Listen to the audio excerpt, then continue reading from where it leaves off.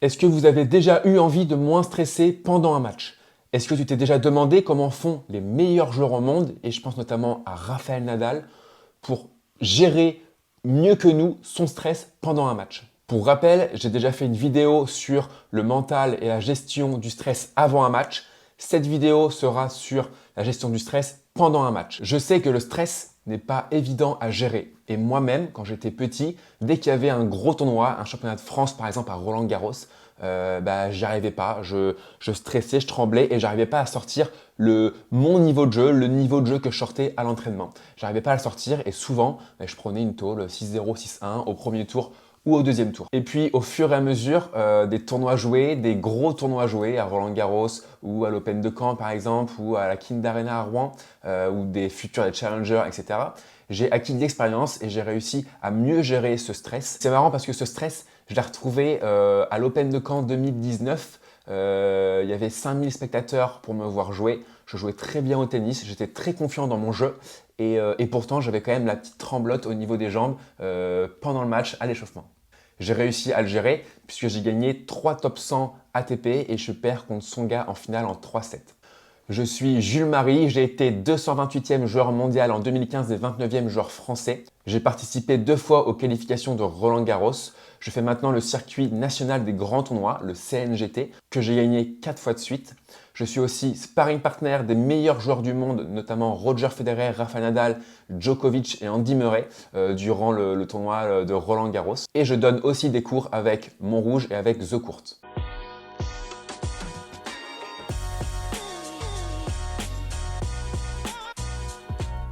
Première solution, la gestion du stress. Comme je viens de le dire, il nous est déjà tous arrivé d'avoir la main qui tremble un peu, le bras crispé, les jambes qui tremblotent, comme moi à l'Open de Caen en 2019. Et pourtant, si ce stress est bien géré, il peut être un moteur. Mais dans la plupart des cas, c'est plutôt un frein. Et c'est un frein qui nous empêche de jouer notre niveau qu'on jouerait à l'entraînement avec son meilleur pote et où on se voit lâcher des coups et tu arrives en match, tu es crispé, tu lâches aucun coup, tu pousses la balle et ça se passe pas comme prévu. Alors, même pendant un match, aussi bien avant que pendant un match, tu peux réguler ce niveau de stress. Je te rappelle le baromètre, si tu as déjà vu la vidéo sur YouTube que j'ai faite d'avant-match, tu as ton baromètre de 0 à 10. Si tu es à 8-9, tu es en hypertension, en hyperexcitation, hyper-stress.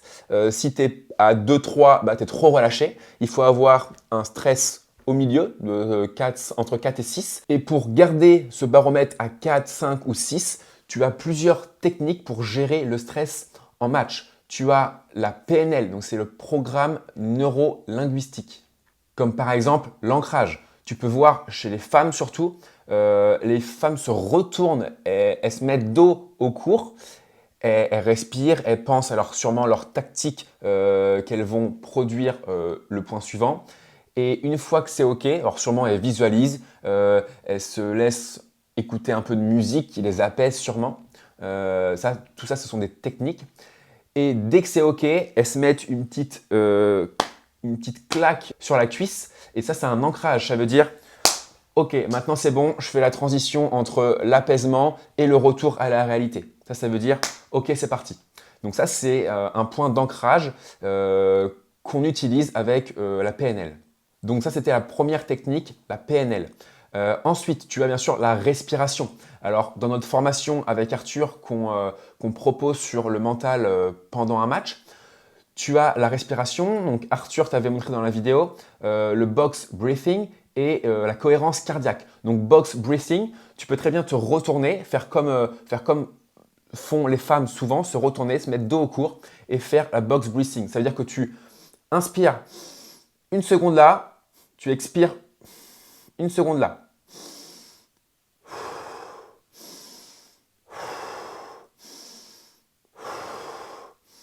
Voilà, ça c'est box breathing. Tu fais un petit carré, tous les côtés font une seconde et tu dois inspirer et expirer. Tu vas voir, ton rythme cardiaque va s'apaiser un petit peu, va diminuer. Et ensuite, tu as la cohérence cardiaque. Donc là, c'est plus un carré, c'est plutôt un trait de bas en haut. D'accord? Donc tu peux faire par exemple 3 secondes.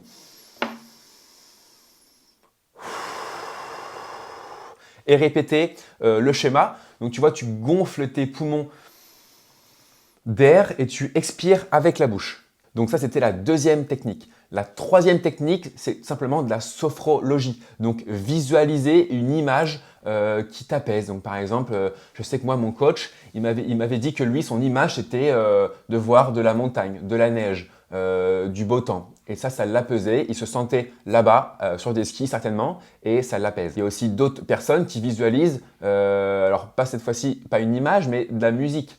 On sait très bien que la musique, ça a été prouvé. Je l'ai dit dans la vidéo YouTube sur le mental avant match, mais tu peux bien sûr, alors je disais dans cette vidéo que tu pouvais te mettre de la musique, hein, ton casque, comme font Nadal, Kyrgios, Williams par exemple, avant un match, pour soit te motiver, soit t'apaiser si tu étais un peu stressé. Eh bien, dans le match, pendant le match, tu peux très bien aussi te voir, toi, en train justement d'écouter de la musique. Donc soit de la musique qui va te motiver, mais souvent pendant un match, tu es motivé quand même. Tu vas plutôt, je pense, écouter de la musique qui t'apaise si tu es en période un peu de stress. Donc voilà une première solution pour gérer le stress. Donc on l'a vu, dans cette solution-là, tu as 3 techniques qui est la visualisation, la sophrologie, la respiration et la PNL. Ensuite, pour bien gérer ton mental en match, tu vas devoir rester concentré de A à Z.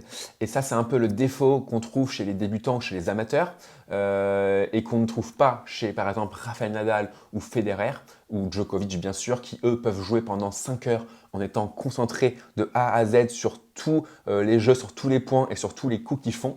Nous, souvent, on joue un peu ce qu'on appelle en dents de scie, hein, donc tu as des phases de très bon niveau. Et tu as des phases où on ne sait pas ce qui se passe, tu viens de faire 3-4 fautes de suite. Et la concentration, c'est un élément clé qui va te permettre de faire les bons choix tactiques au bon moment et éviter bien sûr les erreurs bêtes. Tu as bien sûr dû le vivre, et moi en premier en match. Tu n'es jamais seul à faire un match de tennis. En général, tu as des cours à côté, il y a aussi des matchs. Et quand il se passe un élément extérieur, soit dans le public, si tes parents sont là, soit du match à côté, s'il y a un petit litige, eh bien, tu as vite fait de vagabonder à droite, à gauche, voir un peu ce qui se passe et t'en oublies de le principal, ton match. Mais d'un autre côté, si tu restes concentré de A à Z à 150% sur ton match, ton mental va s'épuiser. C'est pourquoi il va falloir rester concentré au bon moment, c'est-à-dire juste avant le point, juste pour te redéfinir ton objectif, ton plan de jeu stratégique pendant le point jusqu'à la conclusion du point, jusqu'à la fin du point si tu as gagné ou perdu le point. Et ensuite, tu as, il me semble, alors ça change souvent, je crois, 25 secondes peut-être, entre les points. Et là, tu as clairement un moment de détente au niveau de ta concentration. On peut dire, c'est à toi de le fixer bien sûr, mais je sais pas, entre 5 et 15 secondes pour te détendre mentalement et pour revenir encore plus concentré juste avant le point. Donc là, on vient de voir 2 solutions pour bien gérer son mental pendant le match. La gestion du stress avec les 3 techniques, la PNL, la respiration et la sophrologie visualisation. Et la deuxième solution, la concentration. Troisième point important pour avoir un bon mental pendant le match, les nerfs. Si toi aussi tu es nerveux, tu ressens de la nervosité, de la frustration pendant un match, sache bien sûr, mais j'en suis sûr que tu le sais, que tu n'es pas le seul. Moi aussi, je l'ai vécu, surtout quand j'étais jeune. Je me rappelle, j'ai eu une période, un été, où je ne sais pas ce qui s'est passé. Je pense que j'ai débranché 2 câbles dans ma tête et j'ai dû péter peut-être 3-4 raquettes. J'avais peut-être 13-14 ans. J'étais infernal, je criais sur tous les points. Je me rappelle, je pense que je pouvais tout fracasser pendant un match et ça à tous les points. J'étais devenu infernal. Et bien sûr, les gens maintenant qui me connaissent savent que je suis plutôt le mec assez zen et assez détente sur un court. J'essaie bien sûr de relativiser et de comparer un match à, comme je l'ai dit d'ailleurs dans la vidéo YouTube sur la mentale avant match, j'essaie de comparer mon match à des moments de ma vie ou des moments de la vie en général. Et c'est là où je me rends compte que je relativise beaucoup et qu'il y a beaucoup plus grave que de perdre un match de tennis. Et c'est précisément ça que tu vas devoir te dire donc avant le match, comme j'ai déjà dit dans l'autre vidéo YouTube, et pendant le match, qu'il faut que tu relativises, il faut que tu prennes plaisir à jouer. Tu as de la chance de pouvoir faire du sport en général, de pouvoir jouer au tennis. Il y en a qui ne peuvent pas déjà s'acheter du matériel, il y en a qui ne peuvent pas jouer au tennis parce qu'ils sont peut-être handicapés. Et toi, tu as de la chance de pouvoir courir. Et le fait de t'énerver va bien sûr montrer un langage négatif à ton adversaire et lui va s'en servir pour bien sûr te battre. Et quand on s'énerve, ce qui est drôle, c'est qu'on a des pensées, on a une pensée négative, parce qu'on par exemple on vient de louper son revers, et une pensée négative en amène une autre, en amène une autre, en amène une autre. Et cette dernière pensée négative a pas forcément de rapport avec la première pensée négative qui est à la base de la frustration parce que tu viens de louper ton revers. Et en fait, on entraîne un enchaînement de pensées négatives juste parce que on vient de louper son revers et des pensées négatives qui n'ont pas forcément de rapport avec le tennis. Tu vas pouvoir le voir, ça se trouve tu le sais déjà, tu te remémores des petites frustrations que tu as eues pendant tes matchs. Ces pensées négatives qui arrivent à cause d'une seule n'ont pas forcément de rapport avec le revers. Et des fois, on pense à des choses complètement négatives de sa vie, par exemple familiale ou au boulot. Et du coup, ça va complètement nous faire perdre les pédales et ça va créer un effet boule de neige. C'est-à-dire qu'on va penser à plein de pensées négatives pendant 2, 3, 4, 5, 6 points. Et ça, en général, c'est pas bon. On perd 2-3 jeux et le match nous passe sous le nez. Donc bien sûr, pour se calmer, une technique, c'est relativiser, comparer ce qui est en train de se passer aux différentes galères de la vie de tous les jours. Alors, pas que galères, je pense aussi aux grosses galères comme l'épidémie, les guerres qu'il y a en ce moment, la famine, etc. Ensuite, deuxième technique, bien sûr, on l'a vu juste avant, mais on va le redire, c'est la respiration. Se calmer, donc faire le vide à l'intérieur de soi, diminuer le rythme cardiaque, s'apaiser. Et bien sûr, visualiser. Donc, soit visualiser une image qui t'apaise, soit se visualiser en train d'écouter de la musique qui t'apaise. Voilà comment gérer ses nerfs en match. Maintenant, comment gérer la fin de match? Donc là, c'est le quatrième point. La fin de match est toujours un peu problématique. On a toujours cette phrase qui arrive dans notre tête, la peur de gagner. Souvent, on se déconcentre, on est crispé, on fait les mauvais choix. Et le but, vraiment la solution, c'est vraiment de se recentrer sur les objectifs que tu t'es fixés avant le match, les choses importantes. Donc, avant le match, j'espère que tu t'es fixé des objectifs. Tu as forcément un plan de jeu stratégique que tu as mis en place durant tout le match. Et si tu es arrivé à la fin du match, c'est que tu es pas loin de gagner.